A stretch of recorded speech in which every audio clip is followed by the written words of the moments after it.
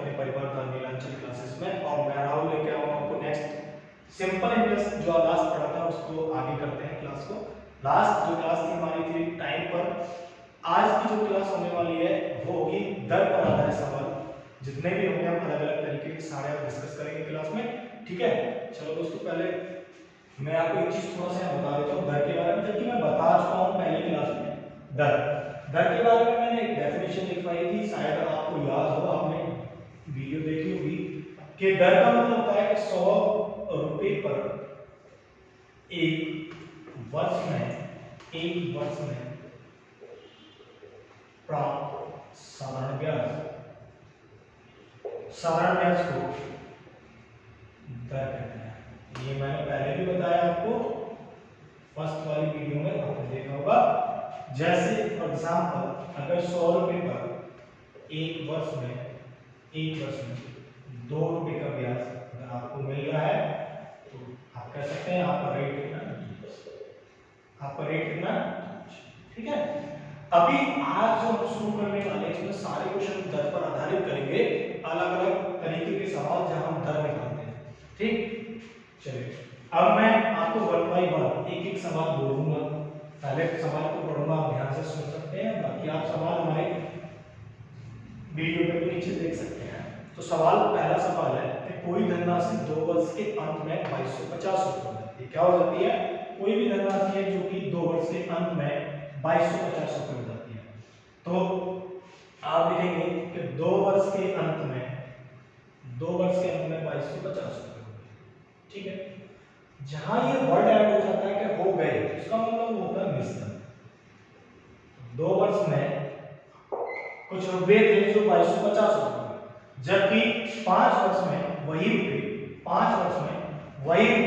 2625 रुपये हो जाते हैं। 2625 रुपये हो जाते हैं। यहाँ से हमसे पूछा गया कि बताइए दर।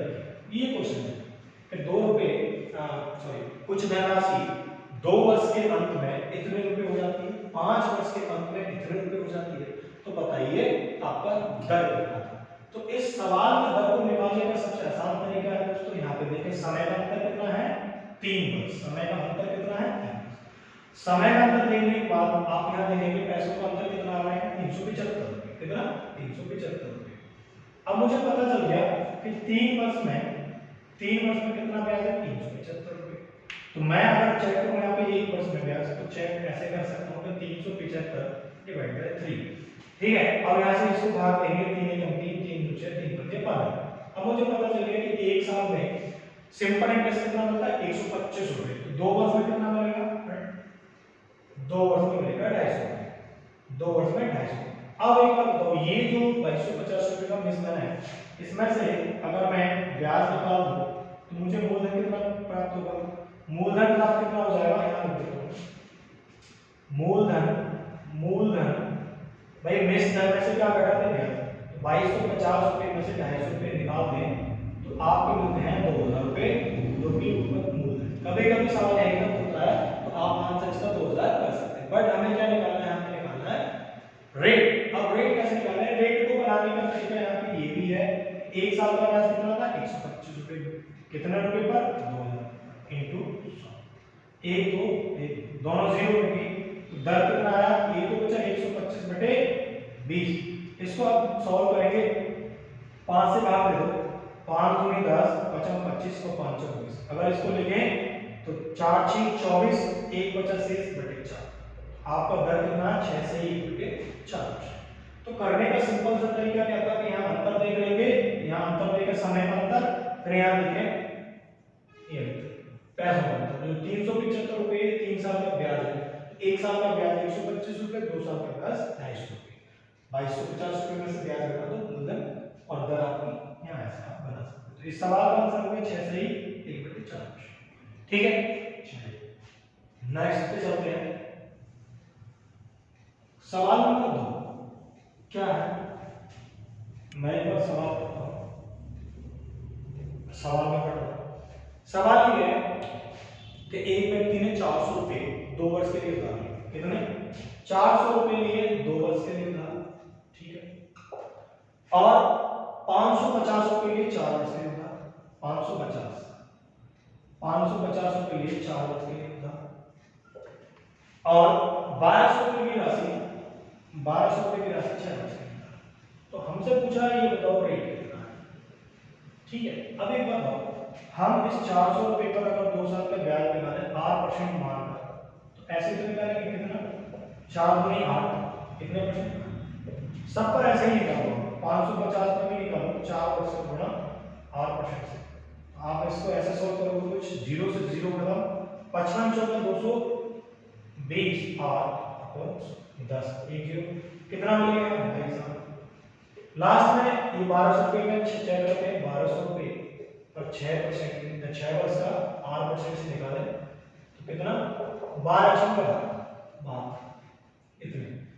अब बताओ लास्ट में कह रहा है कि उसे कुल मिलाकर 1030 रुपए का ब्याज है, सबसे इन तीनों जगह से कितना ब्याज होता है, 1020 रुपए। तो अगर मैं देखूं यहाँ कि यहाँ से कितना ब्याज मिला आर के रूप में, कितना 8, यहाँ चेक करो तो यहाँ कितना मिला 22, ठीक है, और यहाँ पर भी चेक किया जाए तो कितना 72। इन सबको अगर ऐड करें तो 72 और 8 कितने, 80 और 22 120, 120 आर की वैल्यू कितनी है 1020, ये हमें दे रखी है। तो देखना तो ये 0 से 0 0 से सॉरी 102, 0 से 0 इन सबको ऐड करेंगे तो बनेगा 1 और हमें इसकी वैल्यू रहती है, तो 102 से 102 खत्म, तो यहाँ 1 0 तो आर की वैल्यू कितनी होगी 10%। तो हमारा रेट निकल के आया 10%, और इस सवाल का यही आंसर। तो इस सवाल में मैंने क्या किया कि भाई 400 रुपए 2 वर्ष के लिए, तो आर के ही रूप में मैंने ब्याज निकाल लिया 8, 555 रुपए 4 वर्ष के लिए, तो आर के रूप में निकाला तो 22, और 1200 रुपए 6 वर्ष के लिए तो निकाला तो 72 आर, इन सबको ऐड किया तो 102 आर, इतना ब्याज मिला। और जबकि हमें ब्याज की राशि कितनी रहती है 1020 रुपए, तो इस 102 आर की वैल्यू 1020 है, तो आर की वैल्यू 10। ठीक है, ये सवाल का आंसर हो गया। ठीक है, चलिए नेक्स्ट सवाल पे चलते हैं, हम आगे बढ़ते हैं इसमें। इसको मैं करता हूं मैं। अगला सवाल,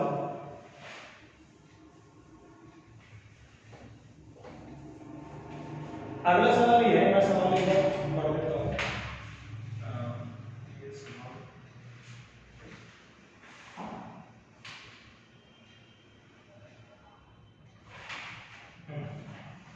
अगला सवाल ये है, साधारण ब्याज की वह दर क्या होगी। तो दर निकालनी है इस सवाल में, जिस पर 6000 रुपए की राशि 3 वर्षों में 6900 रुपए मिलती है। अब देखो बहुत सिंपल सा सवाल है कि 6000 रुपए की राशि थी और टाइम कितना होगा 3 वर्ष, कितना हो गया 69। तो यहाँ पर रेट चाहिए, दर दर, तो दर का सिंपल से निकालने का तरीका भाई ये प्रिंसिपल है, ये अमाउंट। तो यहाँ पर देखें तो सिंपल इंटरेस्ट कितना मिला है 900, सिंपल इंटरेस्ट कितना मिला 900, कितने वर्ष में 3 वर्ष में, जबकि 3 वर्ष में 900 रुपए का सिंपल इंटरेस्ट है, एक वर्ष में कितना होगा 300, एक वर्ष में कितना होगा 300। हमें बताना है रेट, तो एक बार बताना, रेट को ऐसे नहीं बना सकते हैं कि 300 रुपए का एक साल में ब्याज मिलता है 6000 रुपए का, 6000 रुपए का इंटरेस्ट 1 2 1 2 1 0 इससे कट गई और 6 पंजे 30। तो हमारा इस सवाल का जो आंसर हुआ कितना, सिंपल सी बात कि 6900 रुपए होगी, तो ब्याज कितना हो गया यहाँ पे 900 रुपए, कितना 3 साल में, तो 1 साल में कितना 300 रुपए। ठीक है, तो ब्याज आ गया यहाँ पे 5%। चलिए अगला सवाल करते हैं, अगले सवाल पर चलते हैं।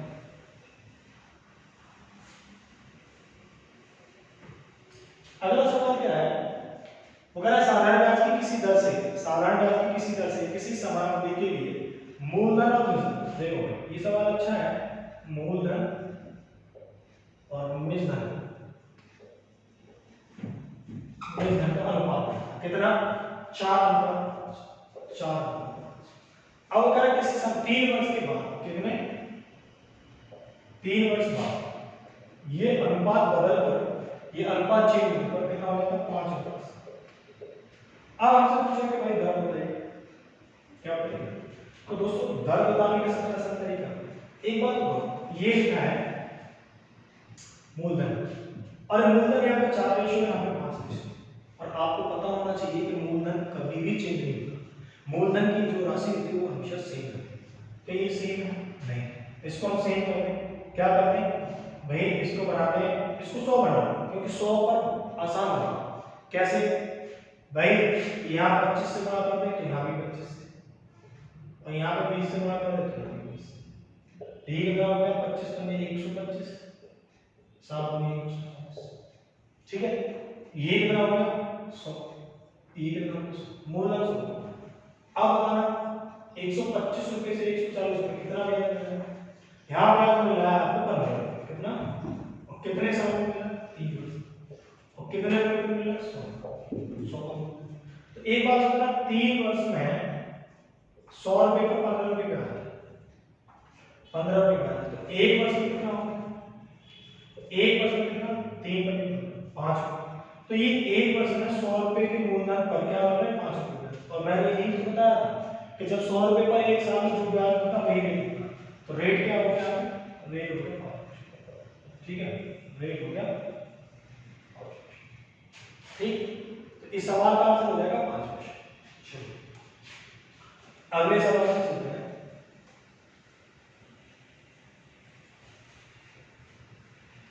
अगला सवाल, अगला सवाल ये है कि वो कह रहा है यदि 1 रुपया, कितना, यदि 1 रुपया, 1 रुपया पर 1 माह, 1 रुपया पर 1 माह का साधारण ब्याज का सिंपल इंटरेस्ट 1 पैसा। देखो सवाल को समझो कि 1 रुपये पर 1 माह का साधारण ब्याज 1 पैसा है, तो वार्षिक दर कितनी है? आपसे उसने पूछा है दर, किस दर से। तो इस सवाल को आप बिल्कुल बेसिक तरीके से कर सकते हैं, जो सिंपल सवाल उसमें ज्यादा आपको टेक्निक यूज करने की जरूरत नहीं है। सिंपल चीजें सिंपल, जैसे अब कितना ब्याज होता है 1 पैसा, अब पैसे को रुपया बनाना तो किससे भाग देंगे 100 से, 100 से भाग दे दिया, कितने रुपए पर 1, कितने माह में 1 माह, अब यहाँ वो वर्ष बनाओ तो 12 से इनटू इनटू क्या करते हैं मैंने टाइम बटे, अब देखो इस 100 से ये 100 का, अब ये जो 12 आएगा 12 का क्या है, तो रेट कितना आ गया, इस सवाल का आंसर। तो मैंने इस सवाल में कुछ नहीं किया, बिल्कुल सिंपल जो पीआरटी अपॉन 100 उसी में रख दिया, क्या बस 1 पैसे ब्याज मिलता है 1 महीने में, तो पैसे को रुपया बना दिया, पैसे को रुपया कैसे बनाया, भाग देकर 100 से, या 1 महीने को साल बना दिया, किससे 12 से भाग। आपको पता है कि 1 रुपए में 100 पैसे होते हैं और 1 साल में 12 महीने होते हैं, ठीक है। तो यहाँ से रेट निकल के आया कितना 12%, ठीक है। चलिए कुछ और क्वेश्चन देखते हैं आगे, इसी पर रेट पर ही।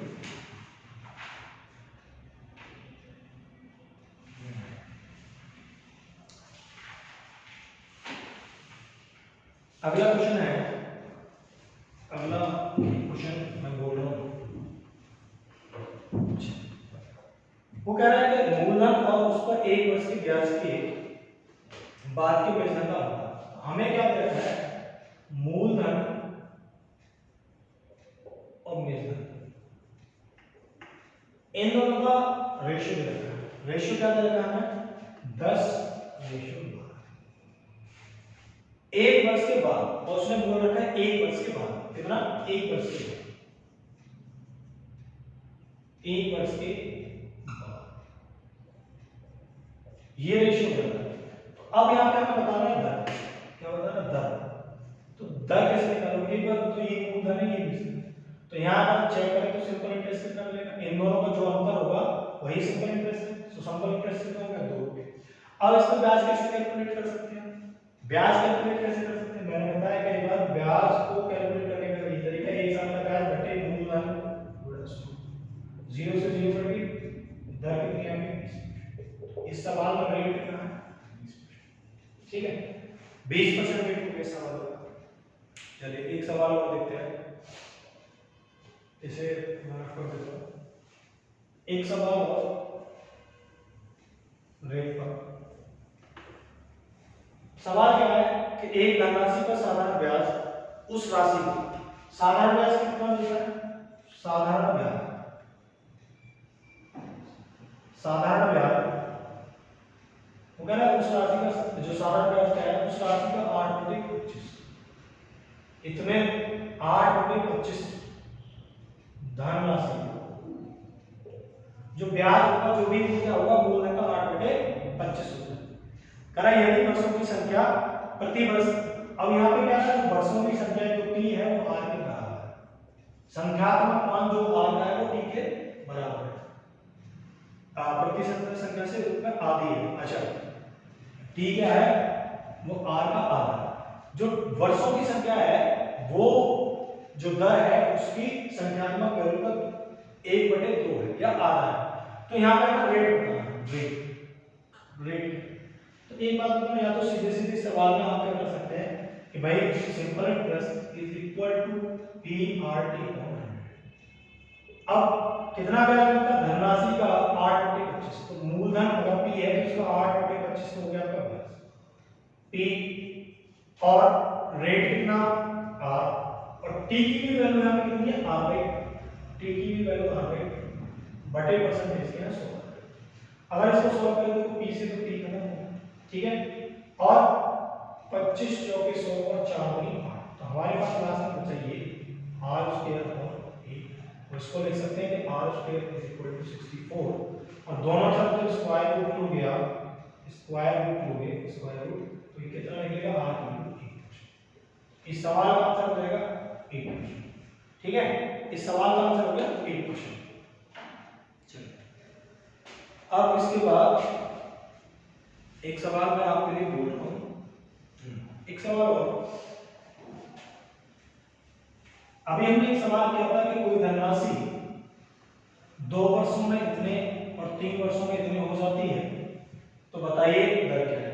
वहां वर्षों की जो संख्या थी वो 2 वर्ष और 5 वर्ष पूरा कंप्लीट थी, पर अभी कभी सवाल ऐसा आता है कोई धनराशि 2 वर्षों में, 2 वर्षों के अंत में 756 रुपये हो जाती है, 2 वर्षों के अंत में कितनी, 756। इसका मतलब ये हो जाती है, इसका मतलब ये क्या है, फिर कह रहा है कि वो 3.5 वर्ष में, 3.5 वर्षों के अंत में, 3.5 वर्षों के अंत में, 3.5 वर्षों के अंत में 873 रुपये हो जाती है, 873 रुपये हो जाती है। तो बताइए वार्षिक ब्याज की दर निकालिए। तो दर निकालने का तरीका पहले तो यहाँ पे अंतर देखिए, कितने वर्ष का अंतर है, 1.5 वर्ष, 1.5 वर्ष का अंतर। यहाँ रुपयों में अंतर अगर देखेंगे, रुपयों में अंतर देखेंगे तो रुपयों का अंतर कितना है, यहाँ इसको घटाएंगे यहाँ से 170 रुपये का अंतर। तो आप ये कह सकते हैं 1.5 वर्ष में कितना ब्याज मिलता है, 170 रुपये। इसको अगर सही किया 2 × 2 और 1 3, 3/2 वर्ष इसके बराबर 170। हमें 2 वर्षों का ब्याज अगर पता चल जाएगा तो यहाँ से मूलधन पता चल जाएगा। कैसे निकालेंगे, 1 वर्ष का ब्याज, 1 वर्ष का ब्याज 117 × 2/3। मैं इसको उठा के इधर ले आया और इधर मल्टीप्लाई कर दी 2 की, और इधर मल्टीप्लाई कर दी 2 की। इसको अगर काटें 3 × 9, 3 × 27, ठीक है, और यहाँ पर 2 दूनी 4, तो ये हो जाएगा 39 × 4, और इसका मतलब होता है 9 × 36, 4 × 12 156। 2 वर्ष में कितने रुपए मिलते हैं, 156। तो आपका मूलधन कितना है, 756 में से ब्याज निकाल दो 156, तो मूलधन जो आ गया यहाँ पे 600। अब चाहिए दर क्या है, दर मैंने बताया कि 1 साल का ब्याज, 1 साल का ब्याज कितना आया था हमारे यहाँ, 1 साल का ब्याज आया था 156 रुपये।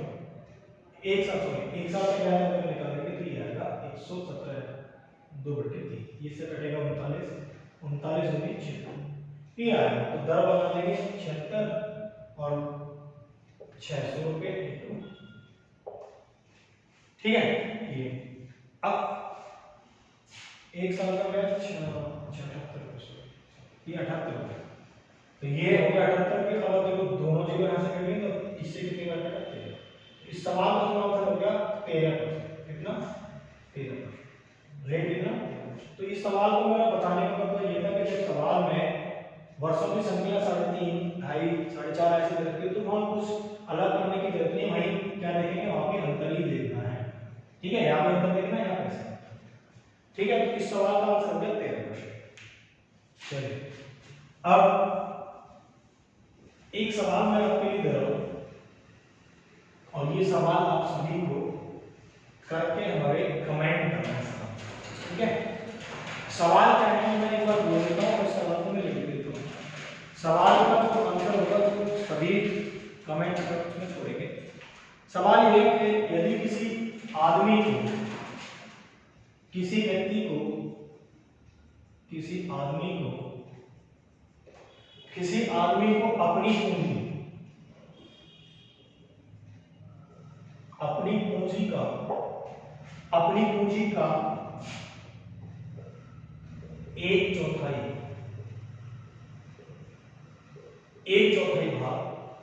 1/4 भाग पर 3%, 1/4 भाग पर कितना 3% ब्याज मिलता है।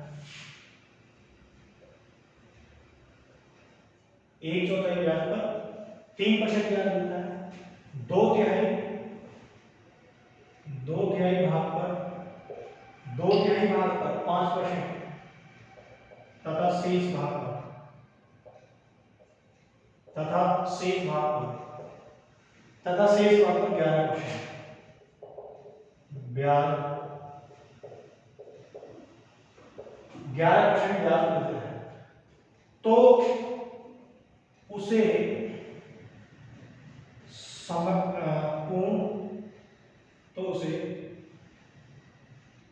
समग्र पूंजी पर